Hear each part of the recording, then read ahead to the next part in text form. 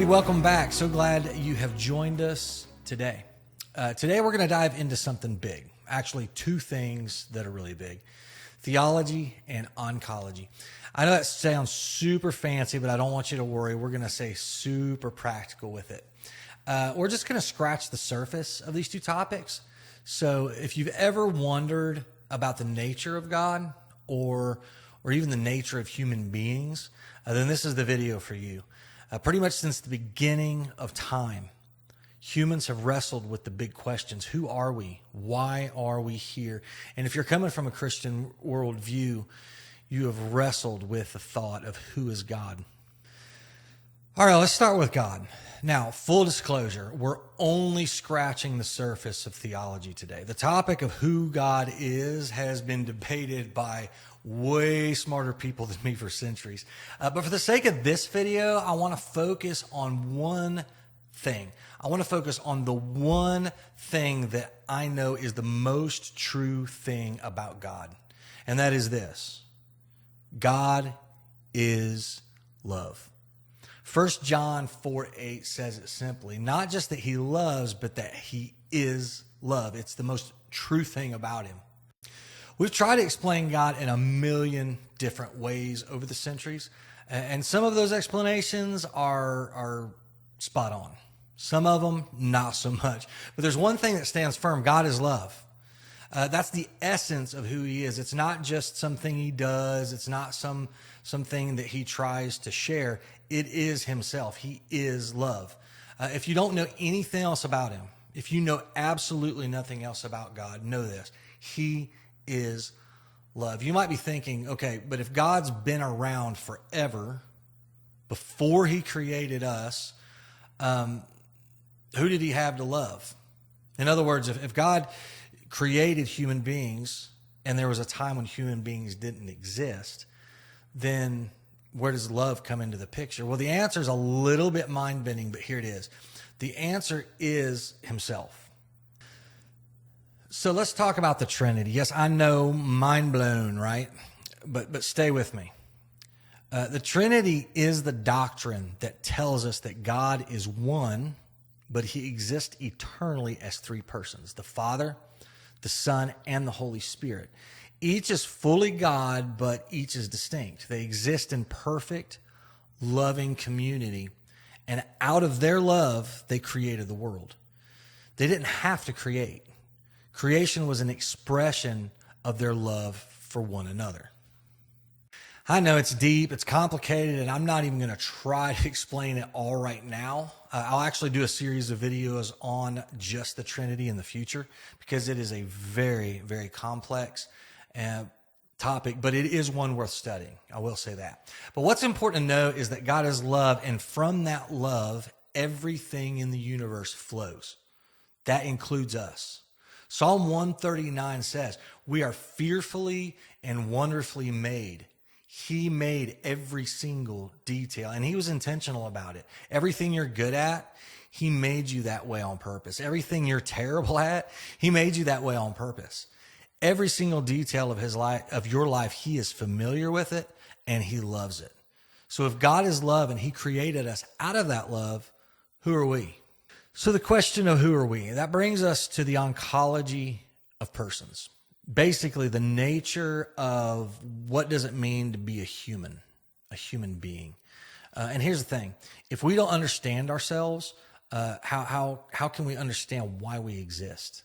How we're supposed to interact with the world around us, and most importantly, how we're to relate to God, the God that created us.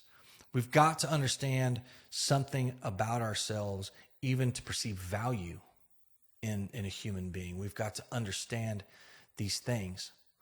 Understanding who we are is key to knowing our purpose and identity. God isn't interested in having a relationship with a robot. He wants a relationship with you. In all your beautiful, unique humanity, the things that you find beautiful and the things that you find detestable, he loves all of it, and he wants to have a relationship with you. So what does the Bible say about human nature? Well, it says we are made in God's image. Not that we're divine, but that we reflect aspects of God in our very DNA. We are who we are because he is who he is. To truly understand who we are, we need to look at the first human beings.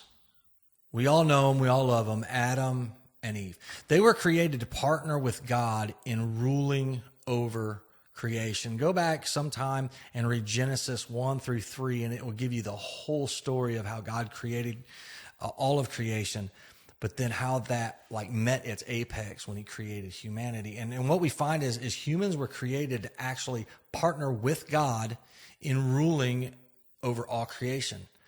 But it wasn't just about the task that he gave them. It was about the relationship. They were in perfect connection with God, and that's what we're made for too.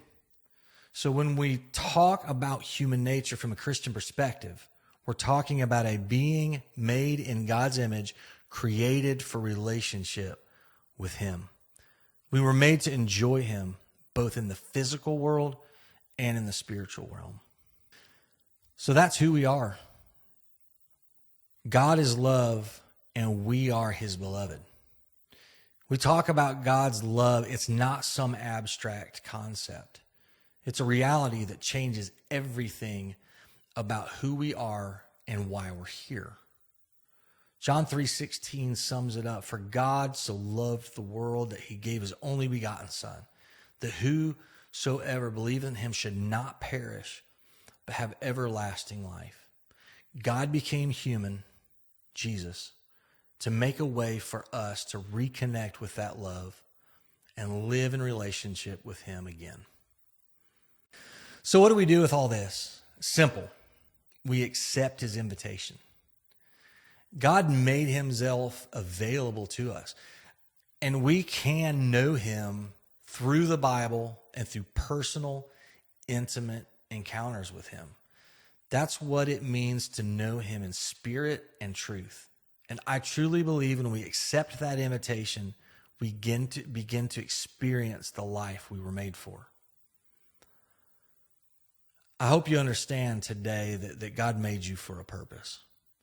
And while we've made a lot about who God is and who we are, at the end of the day, God created us out of his love. That's who we are. That's the most raw part of our identity, is we are loved by God. And so I hope you understand today that no matter where you are in life, no matter what you've been through, or maybe no matter what you're going through, the creator of the universe, as crazy as this sounds, loves you and has invited you into a relationship with himself. That relationship isn't just some cherry that we can put on the top. The relationship with him is actually why we exist to begin with.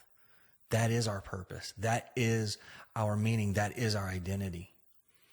So I hope this helps you take a little step deeper into understanding who God is and who you are in light of that. I'll catch you in the next video. Until then, God bless. Take care.